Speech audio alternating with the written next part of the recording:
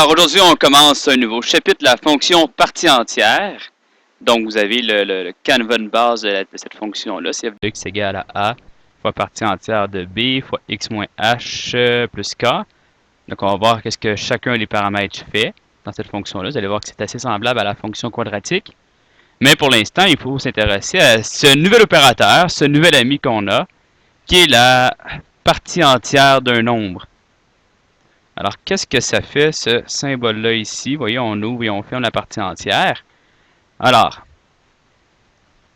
l'opération partie entière, ce que ça fait, c'est que ça prend la partie entière d'un nombre, comme ça le dit, c'est-à-dire que ça va prendre le nombre, ça va l'arrondir, mais pas à la valeur la plus près, à l'entier, le plus petit entier proche de ce nombre-là. Par exemple, si on prend la partie entière de 1 et 8 dixièmes, 1 et 8 dixièmes est ici, ben on va arrondir au premier entier que je vais avoir à la gauche. Donc ici, si je prends la partie entière de 1 et 8 dixièmes, j'enlève la partie décimale et il reste 1. Donc ça va amener ici à 1. C'est ce que ça fait la partie entière. Ça amène le nombre à sa plus grande valeur entière, plus petit que nombre. Un deuxième exemple, si on prend la partie entière de pi, ben pi c'est environ 3,1416, donc c'est ici, environ, et si j'arrondis au premier entier que je rencontre quand je vais dans les plus petits, ça arrondit à 3. Alors on va tomber ici, donc la partie entière de pi, ça va être 3. Il faut faire attention dans les nombres négatifs, on pourrait penser que la partie entière de moins 2 et 4 dixièmes, c'est moins 2. Je viens qu'enlever les nombres décimaux, mais c'est pas aussi simple, parce que moins 2 et 4 dixièmes, ben c'est plus petit que moins 2. Donc on est ici, et quand je vais aller toujours vers la gauche, c'est un sens unique la partie entière. Ça va toujours vers la gauche, et quand je vais rencontrer le premier entier, on va être à moins 3, et non à moins 2. Alors c'est ça qu'il faut faire attention, le piège avec la partie entière. La partie entière dans le négatif, c'est pas c'est le plus petit. Donc il faut aller à moins 3, par exemple, ici. Et la partie entière de 4, mais quand j'ai un nombre entier, je suis déjà un nombre entier, donc la partie entière de 4, ça va être 4, tout simplement. J'enlève, il n'y avait déjà pas partie décimale, donc on arrive à 4. Par contre, la partie entière de 3,399 centièmes, ou même 99 999 100 millièmes, ça ne sera pas 3. On est collé sur le 4, mais on n'est pas encore à 4. Donc, on va amener ça à 3. Pour aller à 4, il faudra aller vers la droite, vers le plus grand. Et on va toujours vers la gauche. Donc, fais attention à ces, on va appeler ça des valeurs critiques. Donc, si on regarde la fonction de base, ici on avait la fonction avec les paramètres. Là, c'est la fonction de base. Donc, simplement, f de x égale la partie entière de x. Ben, ce qu'on va faire, c'est que pour, ici, on a la droite f de x est égal à x. Je vais amener ça vers la fonction partie entière.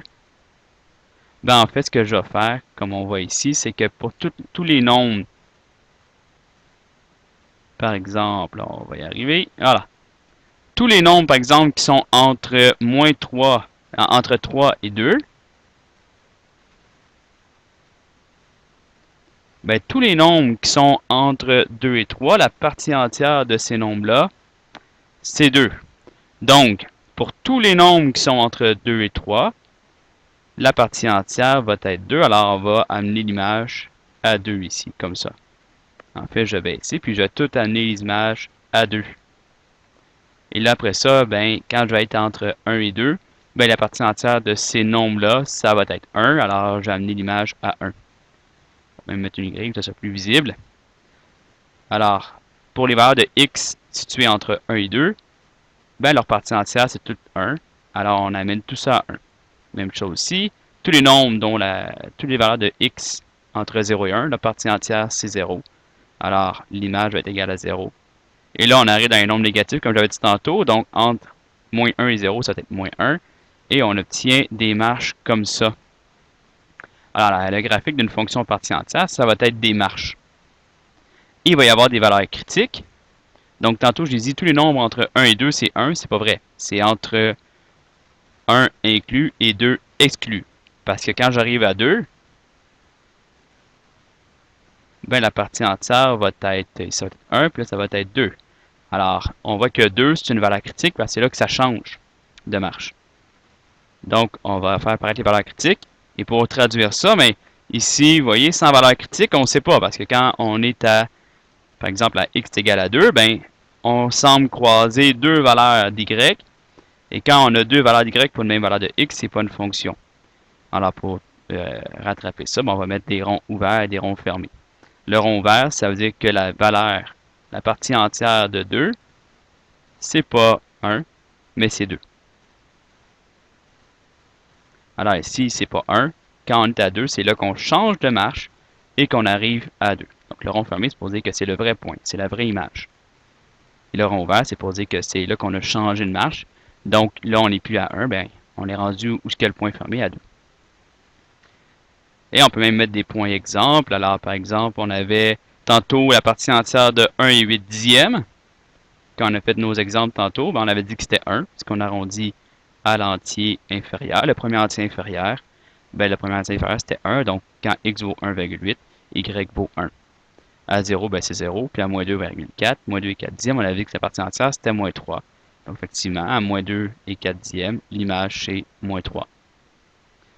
Alors voilà pour la fonction partie entière de base. L'opération partie entière aussi. Dans un prochain vidéo, on va voir les faits des différents paramètres. Comme j'ai dit tantôt, là, on a 4 paramètres, A, B, H et K. Donc il y en a un de plus que dans la fonction quadratique. On va voir qu'est-ce qu'il fait.